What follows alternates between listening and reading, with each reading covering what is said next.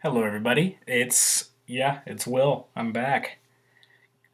This time, I'm going to do something a little bit different. I'm going to edit a portrait that is, in front of a beautiful backdrop here, but I'm going to be editing a human photo of a human being instead of just rocks and stuff. So let's get right in. This is my friend Kevin after a hike and with a beautiful view in the Zion Canyon. So let's go ahead and start with our composition.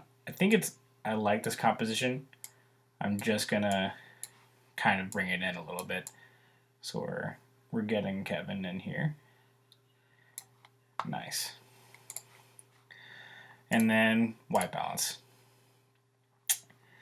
Yeah, so I think right off the bat this is a good white balance. This photo is a hair overexposed. We can see in here we kind of lost definition there. Outside of the rest of it, this is pretty well exposed. Obviously, the sky is blown out. What can you do? That's probably going to happen no matter what. But I think it's a pretty well exposed photo. I don't want to mess with the exposure too much with the main exposure adjustment because I want to keep his face mostly exposed how it is, and then also how the mountains are. So let's go ahead and play with what a little bit less exposure looks like. A little bit more. Yeah, I really don't want to touch it too much. I am probably going to jump in here with the adjustment brush in a little bit. I think some contrast would be nice. Let's go right into our highlights, shadows, whites, and blacks.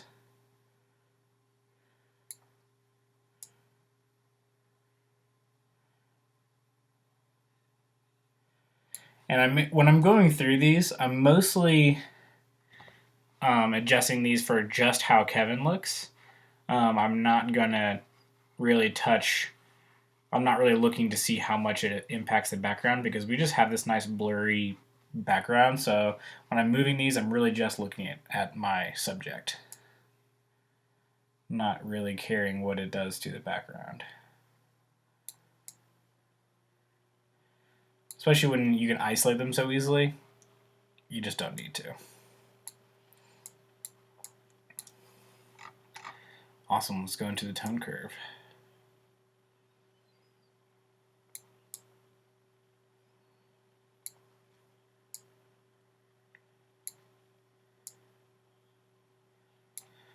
Awesome, cool. I like how this looks. He's still pretty bright. That's definitely like the biggest issue I see with this photo is just how much this is overexposed, but I think we can probably fix this. Not going to do split toning. I am going to add some sharpening. Help those lines pop out a little bit. I don't really have any noise reduction I need to worry about. The only noise reduction I have is because of the sharpening. So let's see what happens when we add the noise reduction. Okay.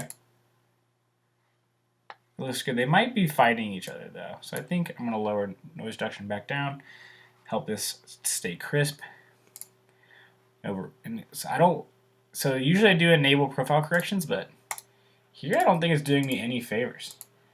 The lens is giving it a nice vignette look, and I kind of like how that's functioning in this one. And then, last but not least, let's see what Haze is going to do. I think Haze is going to help in this photo. Awesome, so let's jump right in with our adjustment brush, and I think the first thing I want to do here is get at the face. So I'm going to go ahead and lower the exposure. By the way, I don't think I've gone through these. Size is obviously just the size of your brush. Feather, you can kind of see. It'll kind of choose a radius where it goes from a maximum value to a minimum value. If that makes sense. So it's like here, when there's no feather, it's just all maximum value. And then here where there's a large feather, the space between the first ring and the second ring, it'll slowly gradient out. So, I don't know, sometimes a little bit of feather is nice. I usually don't do a huge feather. And then density is how many times, like if it's 50 density, you would have to brush over it twice to get 100% of the effect. I usually leave density all the way because I don't like to deal with, I I don't like to deal with going things over again. So, but it can be a useful tool if you're not trying to commit a full effect. So like we can give it a shot here, but wherever it overlaps. So with this, the way it is, it's when I overlap it, it's going to get darker. So I'm basically just going to highlight these areas of his face, ear, that are a little overexposed. I think feather is kind of useful here because it allows it to be like a soft kind of gradient as it goes out instead of just being a hard line, essentially. I'm just going to go around the ear here. Okay. Let's take a look at what we've done. So back to that's 0 to negative 0.3. Let's go to negative 0.5. Okay, so it's kind of clear here that I've done something, but I wonder if at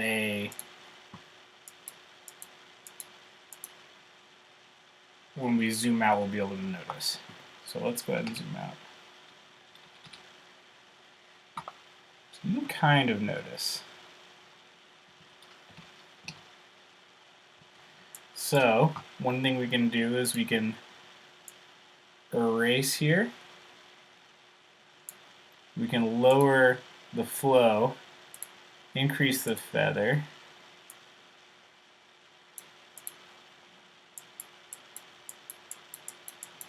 And we can kind of soften the line.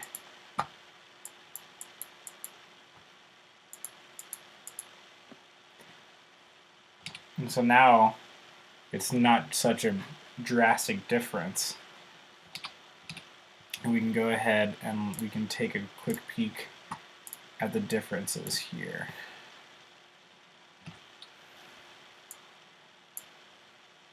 So we get the actual skin tone, we get the light of the orange glow of the sunlight, and we don't just get a bunch of blown out pixels. Awesome. Cool. Let's go ahead and keep messing around. I mean, we can do some more paint. I think bringing out the green of this jacket is going to be cool. So I'm going to go ahead and paint that. Let me go ahead and just reset our adjustment brush, and I will paint this.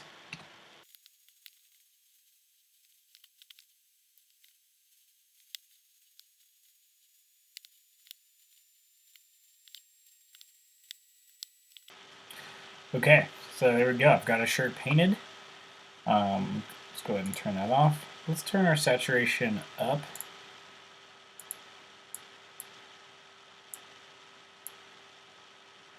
And bump up the exposure, contrast, highlights. Basically, I'm just trying to get this shirt to like pop.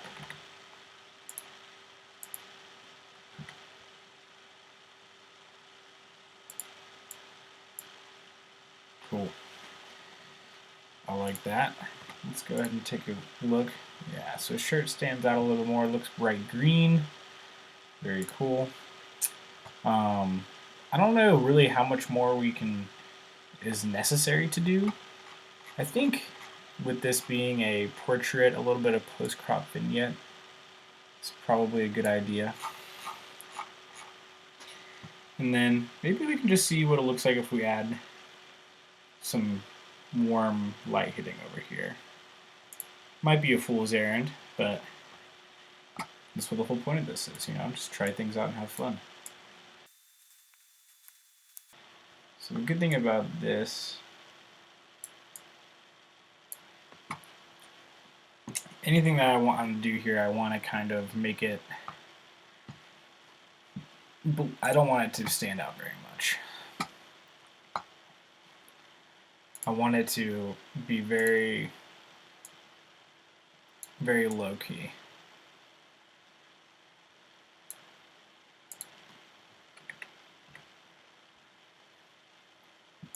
So that is not enough saturation.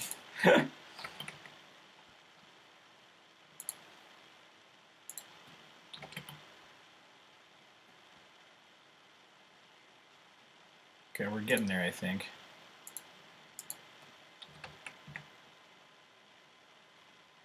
Yeah. Honestly, I think it looks pretty good in general, so I think I'm going to add some over here.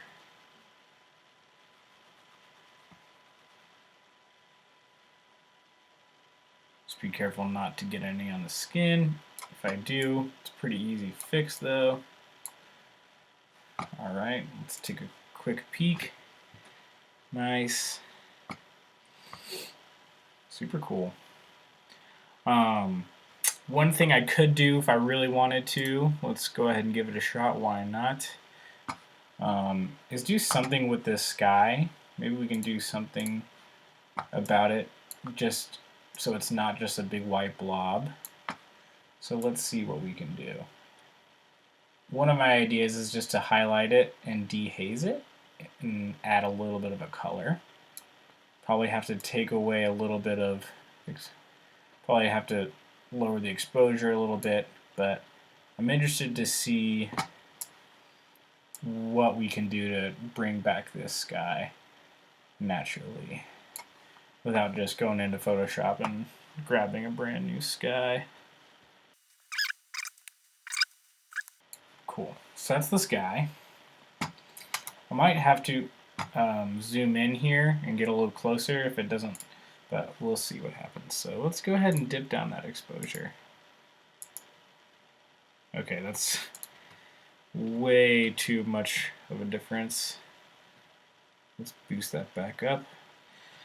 Okay, so it's not doing exactly what I want to yet. Okay, taking the highlights down. Let's see what happens when we give it some dehaze. Not much. We're kind of just losing. There's really no. What this is telling me is that this is just so blown out that my camera wasn't able to get any real detail at all. So let's start messing with some color. Yeah. So right now what it's telling me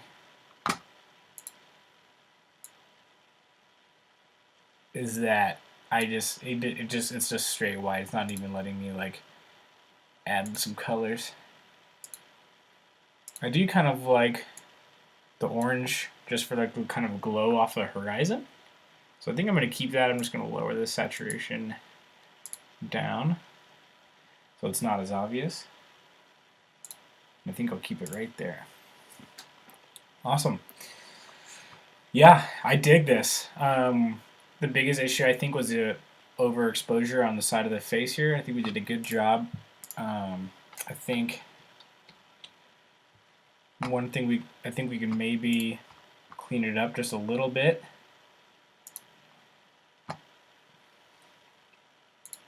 Basically, what I'm going to do to clean it up is what I was saying earlier, is I'm going to lower the flow, or sorry, I need to go back to my brush. I need to lower the density, increase the feather, and then